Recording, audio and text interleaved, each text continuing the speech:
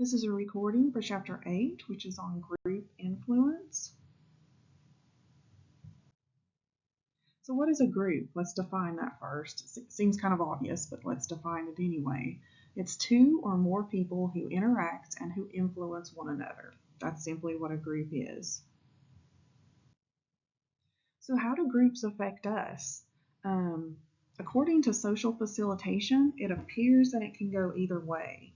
Sometimes the mere presence of others makes their level of performance improve, and sometimes it makes their level of performance decline. This seems to be dependent on whether the task we're performing is complex or not. If it's not complex, it's not hard, we seem to perform better. But if it is a very complex task, it seems that the presence of others makes their performance decline.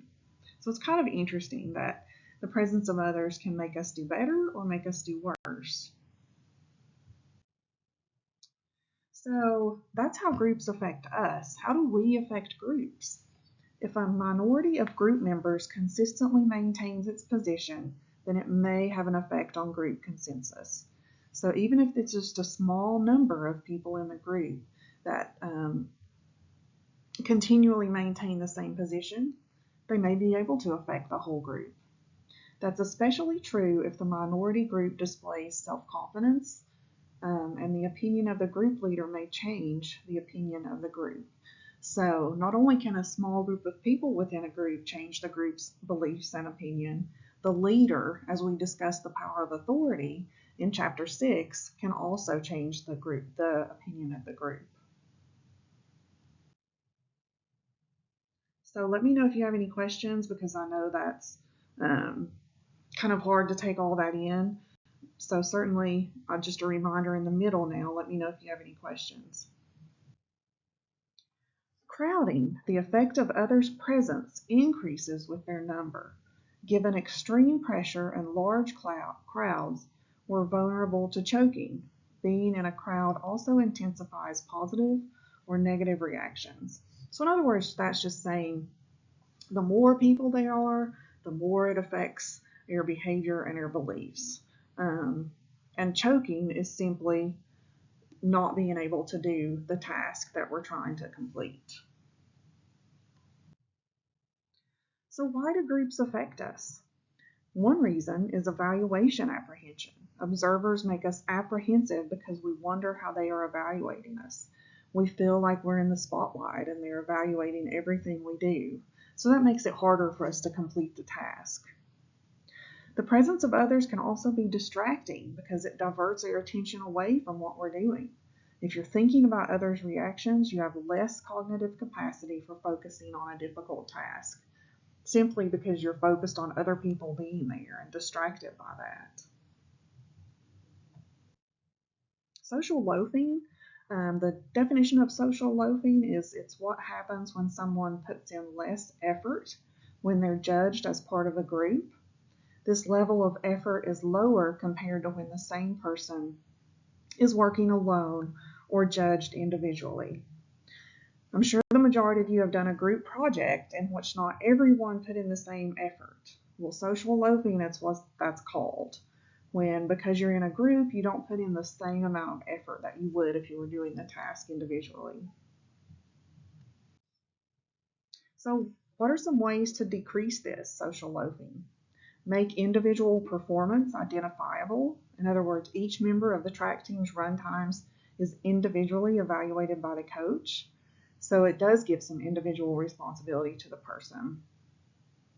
If the task is more challenging, on challenging tasks, people may perceive their efforts as more important or indispensable, so they might be likely to work harder. If the task is appealing, perhaps the group is rewarded for their success. That could also make the individual work harder. And the task is involving. Collaborating with friends could lead to increased effort. So let's look at what de-individuation is. This is when individuals lose their self-awareness and go along with the group. As you can see in the above diagram, the person is losing his identity. So you stop being an individual in a sense. You lose the ability to think critically, to think about your own beliefs, and you just go along with the group.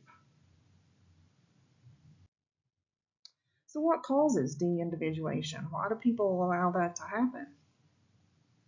Group size. Group size increases the likelihood of de-individuation because everyone is doing it. All can attribute their behavior to the situation rather than to their own choices. Anonymity. Being anonymous may be perceived as a reduction in the accountability for the actions performed by a person. And arousing and distracting activities. Group shouting, chanting, clapping, or dancing serve both to hype people up and reduce their self-consciousness. Impulsive group action absorbs our attention. So all those things, the size of the group, how anonymous you can be in a group, and the distracting activities of the group can cause us to, in a sense, de-individuate and lose ourselves. Self-awareness. Self-awareness is the opposite of de-individuation. Those made self-aware exhibit increased self-control, and their actions more clearly reflect their attitudes. That I like to quote on the left is, when you are self-aware, you can see where your thoughts and emotions are guiding you. I think critical thinking also is a huge part of self-awareness, being aware of the way you think and the way you feel and your own beliefs. Again, is the opposite of de-individuation or losing yourself in a group. What is group polarization? This occurs when a group of like-minded people reinforce each other's opinions, positive or negative, and these opinions become more extreme as they are discussed.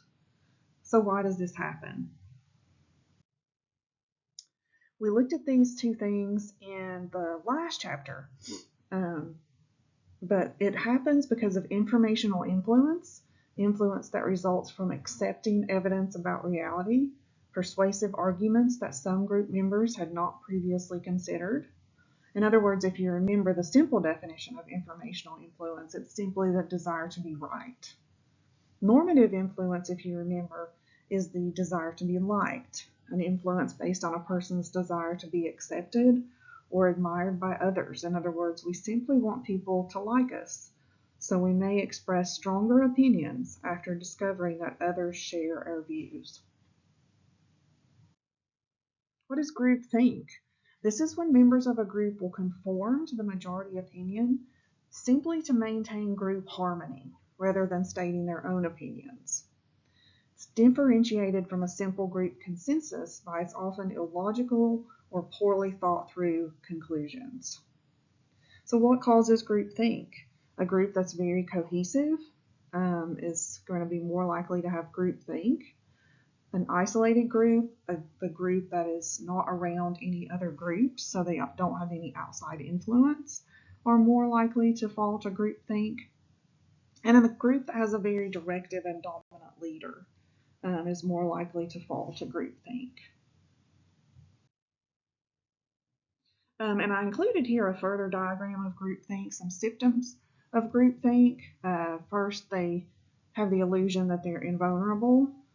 Collective rationalization, belief in inherent morality, stereotyped views of outgroups, those groups that are outside them, direct pressure on dissenters. Anyone that goes against a group is going to receive direct and harsh pressure.